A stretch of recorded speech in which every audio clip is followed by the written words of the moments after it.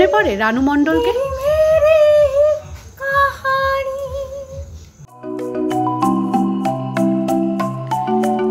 যিশুর জন্মদিনে উৎসবের আলো সর্বত্র। আগের রাত থেকেই চকলেটের স্বাদ, কেকের গন্ধে মজেছেন মানুষ। শুধু খ্রিস্ট ধর্মাবলম্বীরাই নন, সেই উৎসবে সামিল অন্যরাও।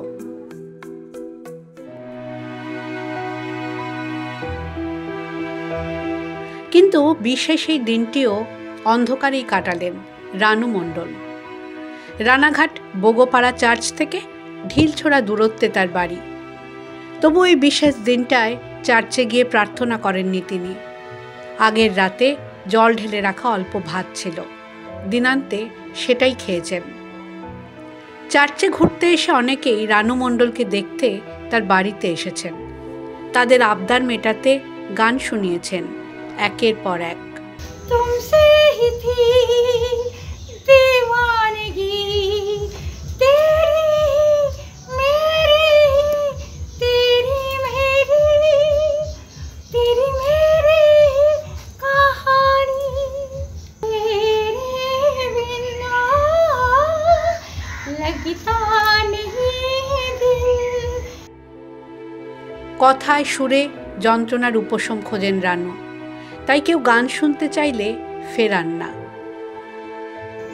एक प्यार का नगमा था, मौजू की रवानी थी, एक प्यार का नगमा था, मौजू की रवानी थी। মাঝে মধ্যেই অবশ্য সব সুর ঢাকা পড়ে যায় হতাশায়। কিভাবে প্রতিদিন নির্যাতনের মুখে পড়তে হয় বেরিয়ে পড়ে তাও। কালকে রাতে কি ঘটনা করে ঘুমোচ্ছি, ওমা কি করেছে, কোন একটা দল দেখতে তো পাইনি, জানলা বন্ধ, তো কোন একটা দল ঢুকে ধাম করে একটা কালী পটকা ফাটিয়েছে।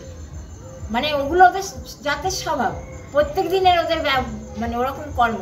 তার মধ্যে কালকে আবার 24শে ডিসেম্বর গেছে, তো কি করেছে বোম, সে মানে কালী ফটকা, মানে ফাটিয়ে ফেলছে পুরো। তো তোরা যে ফাটাবি তোদের নিজেরাই মরবি, ওই ধরতি তো ফেটে যাবে, ধরতি ফাটাচ্ছি ওরা।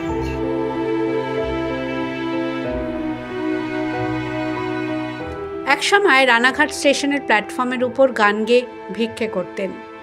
হঠাৎ একদিন তার গান ভাইরাল হয়।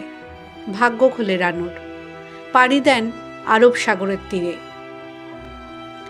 সেখানে হিমেশ রেশমিয়ার সঙ্গেও গান গেয়েছিলেন। তারপর ভাগ্যের ফেরে আবার রানাঘাটে ফিরে আসা। কঠিন থেকে কঠিনতর জীবনযাত্রার ছবিটাই ধরা পড়ে রানুর টুকরো কথাতে।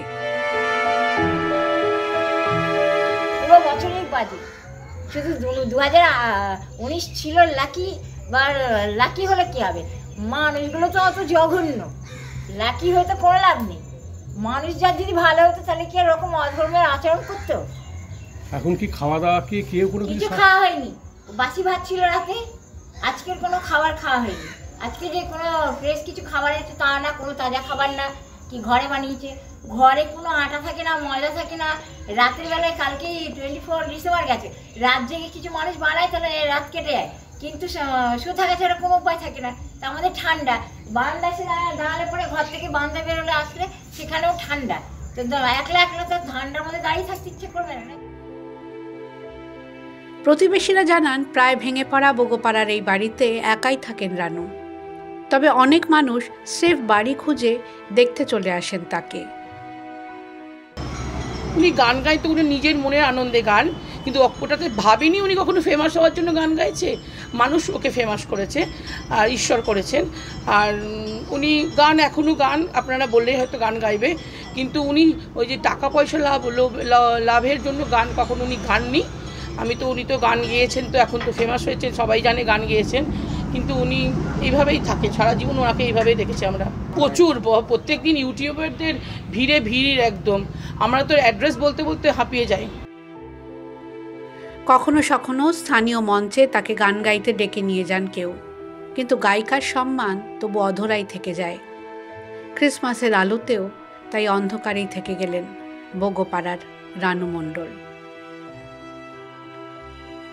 নদিয়া থেকে কাজল বসাকের রিপোর্ট, দ্য ওয়াল।